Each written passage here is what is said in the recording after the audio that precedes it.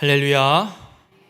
오늘 요한복음 16장 25절에서 33절까지 말씀을 함께 봤습니다. 오늘 말씀의 제목을 내가 세상을 이기었노라 라고 정했습니다.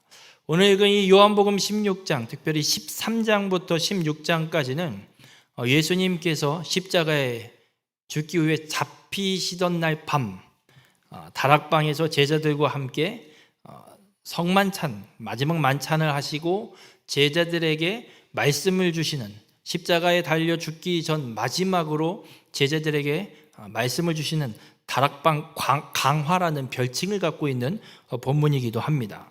오늘 예수님께서 제자들에게 잡히시기 전에 말씀을 주시고 있습니다. 오늘 이 말씀을 통해서 예수 그리스도께서 이루신 일을 깨닫고 세상에서 환난을 당할지라도 담대함으로 행하여서 그리스도의 승리를 함께 누리는 우리 모든 성도님들이 되시기를 주님의 이름으로 축원합니다.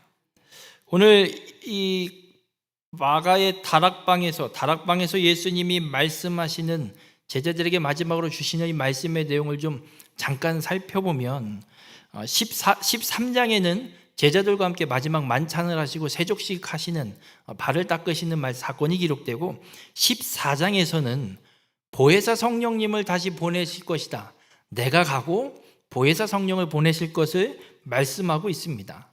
그리고 나서 15장에 가면 포도나무 비유를 말씀하시면서 내 안에 나는 포도나무요 너희는 가지고 열매를 맺는 가지로서의 역할, 그 삶을 살아가야 될 것을 말씀하십니다. 그리고 나서 16장에 오면 예수님이 무슨 말씀을 하시냐면 그리스도의 제자로 살아가게 될 때 받게 되는 환난이 있을 것을 말씀합니다. 그 환난이 어떤 환난이냐면 마태복음 10장 16절에는 예수님이 제자들을 전도를 보내시면서 이런 말씀을 하십니다. 내가 너희를 보냄이 양을 이리 가운데 보낸 것 같다. 여러분, 양을 이리 가운데 보낸다는 말은 무슨 얘기냐면 잡혀 죽겠다라는 겁니다. 이리가 양을 그냥 잡아먹을까요? 사정없이 뜯어 먹습니다. 그런 고난과 환난을 당할 것을 분명하게 말씀하고 있습니다. 우리가 예수 그리스도를 믿어 구원받은 자로 이 땅에서 삶을 살아갈 때 내가 행동을 잘못해서 받는 이런 환난이 아니고, 그런 고생이 아니고, 예수 그리스도를 믿는 믿음, 예수 그리스도의 사람, 그리스도인이라는 것 때문에 받게 되는 환난, 이것이 분명히 있음을 성경은 우리에게 말씀하고 있습니다. 이건 그리스도인에게 일어날 수밖에 없는 일입니다. 예수 그리스도를 믿는 믿음 때문에 아무런 환난도 없고 아무런 고난도 없고 아무런 문제도 없는 삶을 살고 있다. 그건 한 번쯤 스스로를 점검해 봐야 될 겁니다. 내가 그리스도인으로 제대로 살고 있는 게 맞나? 예수님은 제자들을 전도하러 보냈는데도 이리 가운데 양을 보낸 것 같다라고 말씀하고 있을 정도로 복음을 전하는 삶을 산다 그러면 평탄한 삶이 아니라 죽음의 위협이 도사리는 삶을 살게 될 것을, 잘못한 게 없음에도 복음 전하는 것 때문에 환난이 있음을 분명하게 말씀하고 있습니다. 그래서 예수님께서 오늘 본문 33절에 이렇게 말씀합니다. 세상에서는 너희가 환난을 당하나 담대하라, 내가 세상을 이기었노라 선언하십니다. 그럼 이 다락방에서 예수님의 강화의 말씀을 주신 거, 성령을 보내시고 그리고 포도나무의 가지로서 열매를 맺는 삶을 살아갈 때 받게 되는 환난이 있는데, 그 세상에서 환난을 받지만 담대하라고 말씀합니다.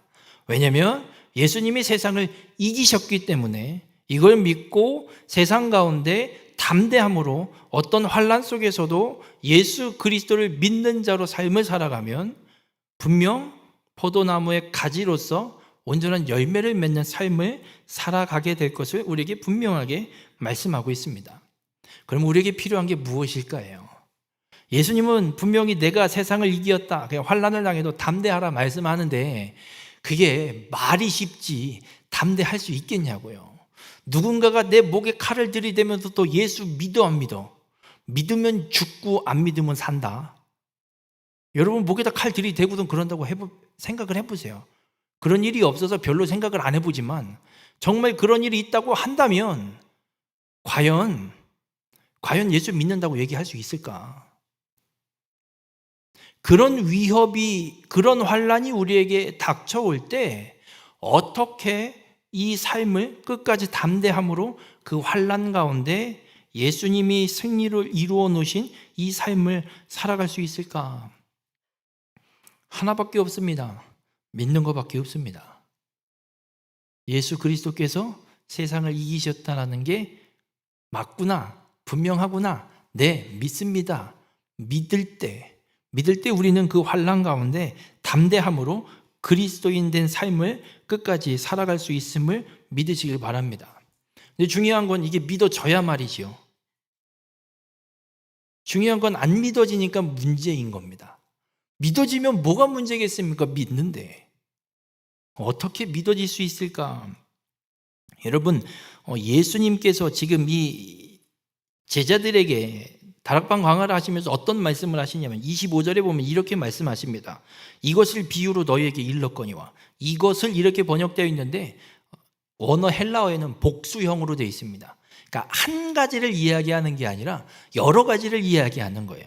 그래서 무엇을 이야기하실까? 이 다락방에서 예수님이 마지막으로 제자들에게 말씀하신 이 강화의 말씀, 13장의 말씀부터 쭉 모든 말씀들을 통틀어서 이야기한다라고 볼 수 있습니다. 그래서 그 예수님이 제자들에게 이 마지막으로 강화의 말씀을 주시는 말씀을 하실 때 뭐로 말씀하시냐면 비유로 말씀하시는 거예요. 비유로 말씀하시니까 도대체 이게 뭔 말인지 제자들이 잘 못 알아듣는 거예요. 근데 예수님이 비유로 말씀하시는 이유가 몇 가지 있습니다. 어떤 게 있냐면 요한복음 16장 12절에 보면 이런 말씀을 해요. 내가 아직도 너희에게 이를 것이 많으나 지금은 너희가 감당하지 못하리라. 그래서 비유로 말씀하시는 거예요. 말해도 감당할 만한 믿음도 안 되거니와 말해봤자 못 알아들어요. 그러니까 비유로 이야기하는 거예요. 여러분, 어린 아이들, 특별히 이 유치원 이하 뭐 한 3, 4살, 5살, 6살 이 아이들한테 뭔가 설명을 할 때 어른들에게 설명하듯이 설명하면 알아들을까요? 못 알아들을까요? 제가 사역을 하면서 제일 어려운 설교가 뭔지 아세요? 유치부 설교예요. 얘네들 뭐라고 말을 해야 되나? 야, 예수님이 너 때문에 죽었어. 그 애들 울어요. 왜 예수님이 저 때문에 죽어요? 제가 뭘 잘못했어? 그러고 막 울어요. 말을 이게 설명을 잘 해줘야 돼요.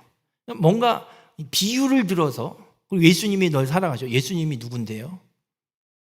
예수님이 어디 있는데요? 예수님이 왜 날 사랑해요? 뭐라고 대답할 거예요, 거기다 대고. 유치부 애들은 너무 어려워요. 차라리 어른들 데리고 하는 게 나아요. 말하면 알아들으시잖아요. 이렇게 하시면 됩니다. 알아듣잖아요. 뭐 더 설명이 뭐가 필요해요? 그럼 끝! 이러면 되거든요. 근데 유치부 아이들은 그게 쉽지가 않아요. 예수님께서 비유로 지금 계속해서 말씀하고 있는 이유가 지금 이 제자들이 믿음도 안 되거니와 이걸 감당할 만한 믿음도 안 되거니와 말해도 못 알아들으니까 예수님께서 비유로 설명을 계속 하고 계신 거예요. 그러면 우리가 문제가 생겨요. 주님이 말씀을 해주시고 있는데, 그리고 예수님이 세상을 이겼다라고 분명하게 선언하고 계신데, 이게 믿어지려면, 내가 믿어지려면 이걸 뭔가 분명한 확신이 있고, 이 말씀, 세상을 이기셨다는 말씀이 무슨 뜻인지를 알게 돼야 믿든지 말든지 할 거 아니에요. 그래서 예수님이 제자들에게 비유로 말씀하시는 거예요. 그러면서 이런 말씀을 합니다. 25절 후반에 보면 때가 이르면 다시는 비유로 너에게 이르지 않고 아버지에 대한 것을 밝히 이르리라. 때가 되면, 언제 때인지 모르지만 아무튼 어느 때가 되면 예수님이 더 이상 비유로 말씀하시지 않는데요. 아버지에 대한, 하나님 아버지에 대한 걸 그냥 밝히 다 그냥 이야기하시면 너희들이 다 알아듣게 될 거다라고 말씀하고 있어요. 문제는 이 때가 문제죠. 이 때를 알면 우리도 그럼 그때에는 나도 알 수 있겠구나. 하나님이 내게 직접 말씀해 주셔서 그 말씀, 예수님의 말씀들이 무슨 말씀들인지 다 깨달아지겠구나. 세상을 이겼다는 말씀이 무슨 말씀인지 나도 알게 되겠구나. 그래서 믿을 수 있겠다라는 계산이 나옵니다. 그럼 이 때가 어느 때냐? 요한복음 16장 7절에 보면 예수님이 이런 말씀을 합니다. 그러나 내가 너희에게 실상을 말하노니 내가 떠나가는 것이 너희에게 유익이라. 지금 예수님이 제자들한테 얘기하는 거예요. 내가 니들을 떠나는 게 너희한테 유익이다. 내가 떠나가지 아니하면 보혜사가 너희에게로 오시지 아니할 것이요 가면 내가 그를 너희에게 보내리니 말씀합니다. 여러분, 예수님이 지금 이 25절에서 이야기하는 때가 이르면, 이때는 어느 때냐면 예수님이 제자들을 떠나시고 보혜사 성령, 보혜사를 우리에게, 그들에게, 제자들에게 보내시는 때. 그래서 보혜사 성령이 임하면 예수님의 말씀이 어떤 말씀인지, 무슨 말씀인지, 이게 무슨 뜻인지가 깨달아지고 알게 된다라고 말씀하고 있습니다. 여러분, 이때는 예수님이 보혜사를 보내시는 때는 언제냐면 예수님이 십자가에 죽으시고 하나님께서 죽은 자 가운데서 예수 그리스도를 살리시고 부활하신 예수님이 제자들과 함께 계시다가 하늘로 올라가시고 승천하신 뒤에 예수님이 성령을 제자들에게 보내셔서 사도행전 2장에 성령 강림하시는 놀라운 사건이 이루어지게 되는 걸 보게 됩니다. 예수님이 말씀한 때가 이때입니다. 성령이 임하면 주의 말씀이 어떤 말씀인지 밝히 깨달아지게 됨을 믿으시길 바랍니다. 그래서 요한복음 16장 13절이 이렇게 말씀합니다. 진리의 성령이 오시면 그가 너희를 모든 진리 가운데로 인도하시리니 그가 스스로 말하지 않고 오직 들은 것을 말하며 장래 일을 너희에게 알리시리라. 성령이 오시면, 여러분, 우리가 주의 말씀이 깨달아지려면 다른 방법이 없습니다. 성령이 우리 안에 임하셔서 성령의 능력을, 성령의 권능을 받으면 성경을 읽을 때 주의 이 말씀이 무슨 뜻인지 깨달아지게 됨을 믿으시길 바랍니다. 공부해서 되는 게 아니라, 성경을 드립다 공부한다고 연구하고 판다고 해서 되는 게 아니라 성령이 임하시면 이 말씀의 뜻이 깨달아져서 예수 그리스도께서 세상을 이기셨고 우리가 예수 그리스도를 믿는 자로서 이 세상 가운데 믿음을 지키고 그리스도인으로 살아가는 가운데 어떤 환난이 와도 예수 그리스도의 이 승리가 내게 주어져 있음을 온전히 깨닫고 담대함으로 믿음을 지키고 그리스도인으로 살아갈 수 있게 됨을 우리에게 말씀하고 있습니다. 우리 모든 성도님들, 내 안에 계신 성령님께서 말씀을 깨닫게 하시고 그 말씀대로 살아갈 힘을 주심을 믿으시고 성령의 인도하심을 온전히 따라가는 우리 모든 성도님들이 되시기를 주님의 이름으로 축원합니다. 그러면 성령이 임하시면 어떻게 될까? 오늘 본문 26절에 이런 말씀을 합니다. 그날에 너희가 내 이름으로 구할 것이요 내가 너희를 위하여 아버지께 구하겠다 하는 말이 아니다, 이런 말씀을 합니다. 이게 무슨 말씀일까? 예수님이 너희를 위해 아버지께 구하겠다 하는 말이 아니다, 그럼 구하지 않겠다는 말이에요. 아니, 예수님이 중보자시라면서요. 유일하신 중보자 예수 그리스도라고 하시는데 왜 예수님은 우리에게 아버지께 구하지 않겠다라고 말씀하실까? 이게 무슨 말씀이냐면, 여러분, 성령이 임하면 우리에게 일어나는 역사를 이야기합니다. 근데 우리가 분명히 기억할 건 성령이 임한다라는 말에 전제 조건이 있습니다. 예수 그리스도를 믿는 거예요. 믿지 않는 자에게는 성령이 임하지 않습니다. 그러니까 예수 그리스도가 나의 구세주, 나의 죄를 대신 대속하셔서 대신 지시고 십자가에 죽으셔서 내 죄 문제를 해결해 주시고 죽은 자 가운데 하나님이 다시 살려내신, 부활하신 이 예수 그리스도를 믿는 자에게 예수님이 성령을 보내주시는 거예요. 그 예수 그리스도를 믿는 자에게 성령이 임하는 거예요. 그러니까 성령이 임한다는 얘기는 예수 그리스도를 믿는다라는 게 전제 조건으로 깔려 있는 겁니다. 그러면 성령이 임하시면 우리에게 어떤 일이 일어나냐면, 여러분, 구약 시대를 잠깐만 설명을 드릴게요.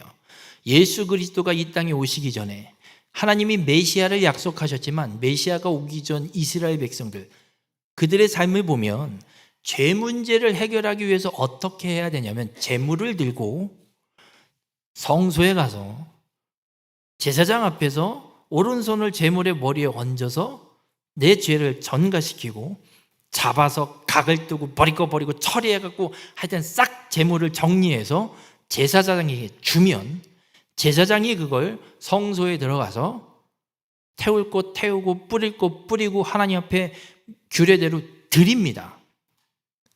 하나님, 이 사람의 죄를 대신해서 이 제물을 하나님 앞에 희생 제물을 드리오니 용서하여 주시옵소서.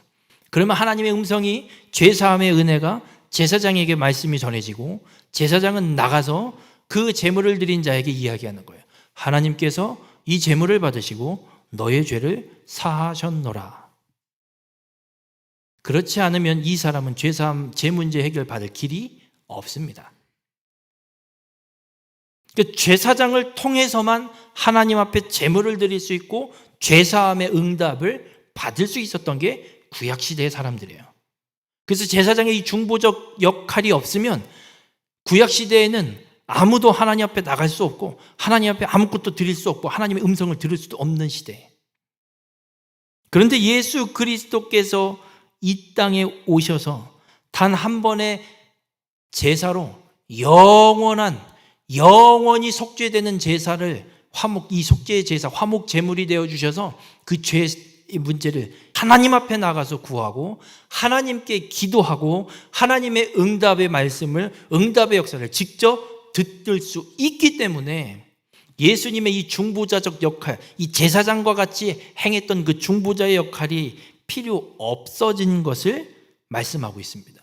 그러니까 성령이 임하셨다는 얘기는 예수 그리스도를 믿기 때문에 이제 성령이 임하신 거고 성령께서 우리를 진리 가운데로 인도하셔서 우리에게 하나님 앞에 직접 나갈 힘과 하나님의 음성을 듣는, 하나님의 말씀을 듣고 그 말씀대로 행하며 살아갈 수 있는, 그래서 하나님 앞에 직접 내가 기도하고 하나님의 응답, 기도의 응답을 듣는 삶을 살아가게 되었음을 예수님이 말씀하고 있습니다. 우리 모든 성도님들, 우리는 그렇게 구원받은 자들임을, 하나님과 직접 대화하며 살아갈 수 있는 자들임을 믿으시길 바랍니다. 이게 어느 때의 모습이냐면 창세기 2장에 아담을 하나님이 에덴 동산에 데려다 놓으시고 에덴 동산에서 하나님과 사람이 함께 지낼 때의 모습이에요. 중간에 뭐 필요한 게 없어요. 그냥 아담도 하나님 부르면 되고 하나님도 아담을 부르시고 아담과 하나님이 동산에서 함께 이야기하고 대화하고 하나님의 말씀을 듣고 아담은 그대로 행하고 또 아담은 하나님 나 이렇게 했어요. 하나님 앞에 말씀을 드리고.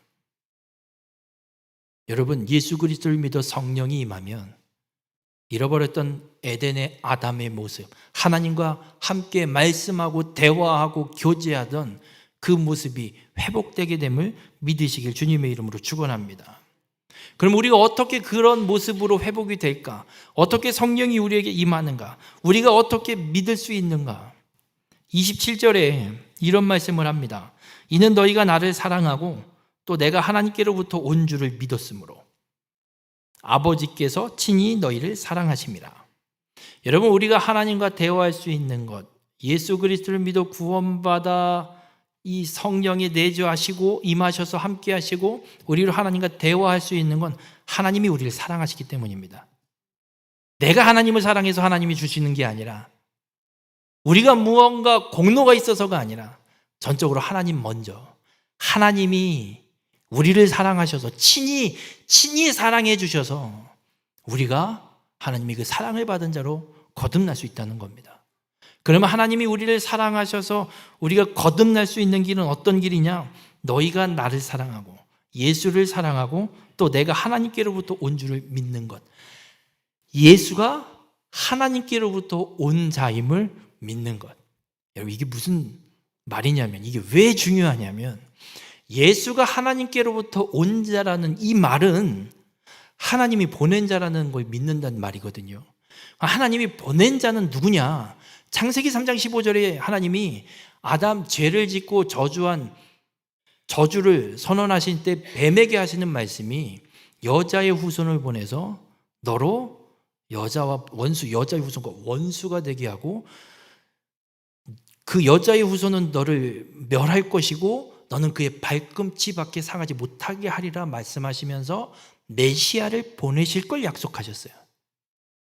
그럼 하나님께로부터 온 것을 믿는다라는 말은 하나님이 보내시겠다고 약속하셨던 창세기 3장에 약속하신 그 메시아가 이분이다라는 걸 믿는 거예요. 예수님이 하나님께로부터 온 자임을 믿는 건 하나님이 보내신 메시아, 구원자임을 믿는 거예요. 유대인들은 이걸 안 믿거든요. 죽었다 깨나도 안 믿으려고 그래요. 그래서 예수를 십자가에 못 박아 죽이는 거죠. 여러분, 우리가 죄로 인해서 죄인 되고 원수된 자들이기 때문에 하나님과 화목하게 지낼 수 없는 존재들이에요. 죄의 문제가 해결되지 않으면 하나님 앞에 나갈 수 없는 존재예요. 구약 시대에도 보면 얼마나 하나님이 이 이스라엘 백성도 죄로 가득 차 있길래 시내산에서 이스라엘 백성들을 만나 십계명을 주실 때 그냥 주시면 되잖아요. 가까이 불러 모아서 앞에서 얘기해도 되잖아요. 시내산에 경계를 치게 하세요. 그 경계 넘으면 죽는다. 하나님이 그래요. 3일 동안 정결케 갖추고 이 경계 넘지 말고 앞에 모여. 그리고 말씀해요. 죄 때문에 하나님과 인간 사이가 가까워질 수 없는 상태인 거예요. 그런데 하나님이 우리를 친히 사랑하세요. 우리가 하나님이 친히 우리를 사랑하는 자가 되는 이유는 예수 그리스도를 믿으면 하나님이 사랑하는 자로 살아갈 수 있다는 거예요. 예수 그리스도를 믿는다는 건 예수 그리스도가 하나님이 약속하셨던 나의 죄의 문제를 해결해 주실 구원자임을 믿는 것임을 잊지 마시길 바랍니다. 여러분, 왜 그러면 하나님께서 보낸 자 예수가 그 메시아라는 게 그렇게 중요하냐? 아니, 예수면 예수인 거고 보내신 거면 보내신 거고 예수 믿으면 구원 받는 거면 예수 믿어요. 그냥 구원 받으면 되지. 뭐 그가 메시아고 뭐고 보냈니 많이 뭐 그냥 믿으면 되는 거 아니에요? 뭘 그걸 자꾸 하나님이 보냈니 뭐 했니 자꾸 왜 예수님이 이런 말씀을 하시느냐? 여러분, 하나님의 약속대로 구속을 성취할 자이기 때문에 그렇습니다. 세상에 지금 이 시대 우리나라에 자칭 예수가 얼마나 많은 줄 아세요? 한 3, 40명 돼요. 자칭 예수. 새빨간 사기꾼들이에요, 그것들 다. 근데도 있다고요, 지금. 사라지지를 않아요. 그 3, 40명의 인원이, 아니, 제가 그 얘기를 들은 것도 한 20년 전인데, 20년 사이에 죽은 놈이 있거든요, 분명. 예수면 죽으면 안 되거든요. 영원히 살아계신 분인데 왜 죽어요? 지금 부활하신 예수가 왜 죽어요? 새빨간 거짓말이니까 죽는 거지. 근데도 인원이 안 줄어요. 죽어 나가는데도. 여러분, 그렇게 자칭 예수라고 떠들어 제껴대는 사기꾼 거짓자들이 그렇게 세상에 많아요. 그래서 우리는 하나님이 보내신 예수 그리스도, 하나님이 보내신 메시아, 하나님이 분명히 약속하신 그 분만 믿어야 되는 거지, 자칭 예수라고 막 떠들어대끼고 있는 아무나 믿으면 안 된다라는 걸 우리에게 말씀하고 있습니다. 여러분, 예수님은 분명히 말씀합니다. 로마서 5장 16절에 이런 말씀이 있습니다. 곧 우리가 원수 되었을 때에 그의 아들의 죽으심으로 말미암아 하나님과 화목하게 되었은즉 화목하게 된 자로서 더욱 그의 살아나심으로 말미암아 구원을 받을 것이니라. 예수 그리스도를 통해서 십자가 대속의 죽음과 부활이 우리의 죄의 문제를 해결하고 구원을 성취하는 것이고, 이걸 믿지 않으면 누구도 구원받을 수 없고 하나님 앞에 나갈 수도 없음을 분명하게 말씀하고 있습니다. 그래서 하나님께서 보내신 메시아냐 아니냐가 우리에게 그렇게 중요한 거예요. 예수라고 한다고 다 믿어도 되는 게 아니라고요. 그리고 예수님 당시에 예수님이 이 땅에 오셔서 공생의 사역을 하시는 그 시대에 예수라는 이름이요, 어마어마하게 많아요, 사람들 사이에. 여러분, 영희, 철수 이름 많을까요, 안 많을까요? 대표적인 이름이에요. 국어책에 맨날 나와요. 도덕책에도 맨날 나와요. 평창 올림픽 때, 동계 올림픽 때 컬링 대표팀 이름 중에 하나, 영미 이름은 왜 그렇게 또 많은지. 제가 아는 분만 똑같은 김영미도 있어요. 횡성에 있어요. 그렇게 똑같은 이름이 많아요. 그러면 그 이름만 가지면 다 믿어도 되는 거냐고요? 아니라고요. 하나님이 보내신 메시아를 믿어야 되는 것을 하나님은 우리에게 말씀하고 있어요. 우리 모든 성도님들, 하나님께 보냄을 받은 메시아 예수 그리스도를 온전히 믿는 자가 되시길 주님의 이름으로 축원합니다. 예수님께서 그렇게 하나님의 보냄을 받은 자로 십자가의 대속의 죽음과 부활을 이루게 되시는데, 이 십자가 예수님이 죽으시는 사건이 정말 중요합니다. 왜냐하면 예수님이 십자가에 죽으심으로 어떤 일이 일어나냐면 세상 권세 잡은 사단을, 마귀를 멸하신다라고 히브리서 2장이 분명히 기록합니다. 그러니까 예수님이 십자가에 죽으시는 건 세상 권세 잡은 사단의 세력을 완전히 멸해버리는, 그러니까 사단은 이미 예수님이 십자가에 죽으시는 그때에 끝나버린 거예요. 끝나버린 거. 저것들이 아무리 판을 쳐봤자 못 뒤집어요. 뒤집을 수 없어요. 끝난 싸움이에요. 안 되는데 발버둥 치는 거예요. 그 발버둥 칠 때 우리가 하고 혹 해서 유혹에 넘어지기도 하고 미혹에 빠지기도 하는 거지, 바뀔 수가 없어요. 빼앗을 수도 없고 이 승부를 뒤집을 수도 없는 승부예요. 그럼 예수님이 그 사단을 완전히 멸하시는 십자가에 달려 죽으실 때 어떤 일이 일어나냐면 32절에 보면 이런 말씀을 해요. 보라, 너희가 다 각각 제 것으로 흩어지고. 여러분, 예수님이 십자가에 달리기 위해 잡히실 때, 이제 이 말씀이 끝나고 나면 이제 예수님을 잡으러 가룟 유다와 함께 이 로마 병정들이 찾아오거든요. 그때 어떻게 해야 되냐면 다 흩어져요. 그 12제자들이, 가룟 유다는 이미 배반했고, 예수님이 베드로에게 네가 나를 오늘 밤 닭이 3번 울기 전에 부인할 것이다.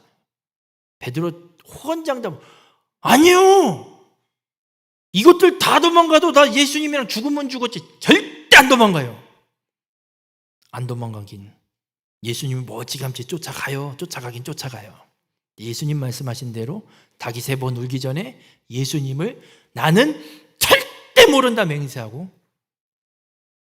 어디론가 사라져버려요. 예수님의 제자들 중에 예수님이 십자가를 지고 가시는 동안 그 곁을 지킨 사람이 없어요.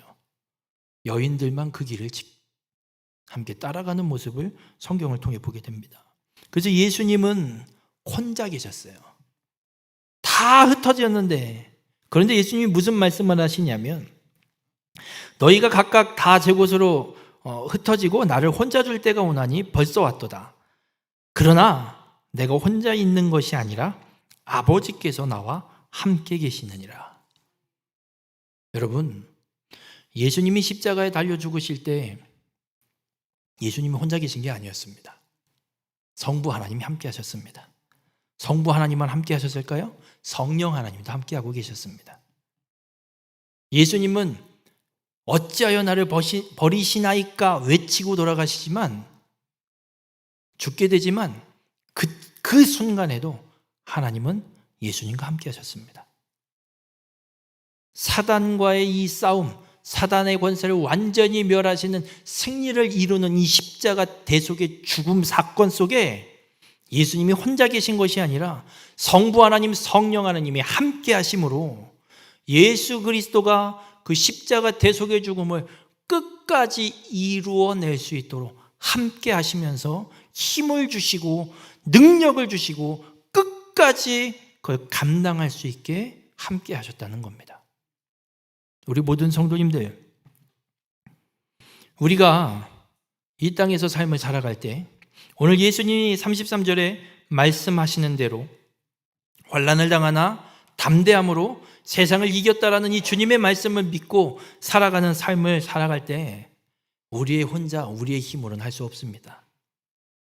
그러나 성령이 우리에게 임하시면, 성령이 우리 안에 함께 하시면 성령께서 우리에게 그 말씀대로 살아갈 힘을 주시고 능력을 주셔서 환난이 와도 승리를 믿고 그 어떤 환난 가운데도 믿음이 흔들리지 않고 담대함으로 승리를 누리는 삶을 살아갈 수 있게 됨을 우리에게 말씀하고 있습니다.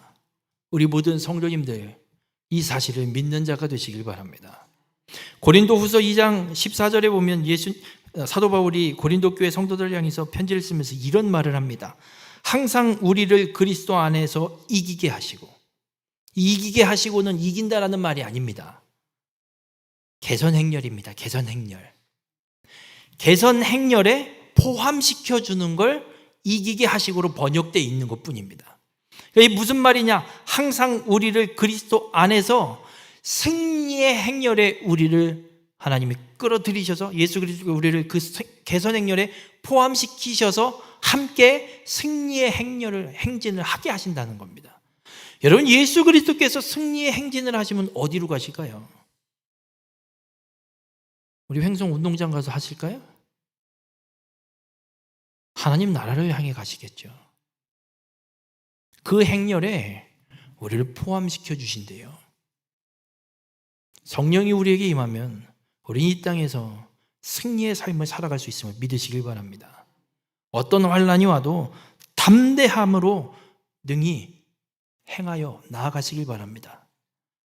정말 너 예수 믿으면 죽이고 안 믿으면 살려줄게, 목에 칼이 들어와도, 그런 정말 급박하고 해결할 수 없는 환난이 우리 앞에 닥쳐올지라도 내가 세상을 이기었노라 예수님의 말씀을 믿으시고 담대함으로 끝까지 믿음을 지키며 살아가는 우리 모든 성도님들이 되시길 바랍니다.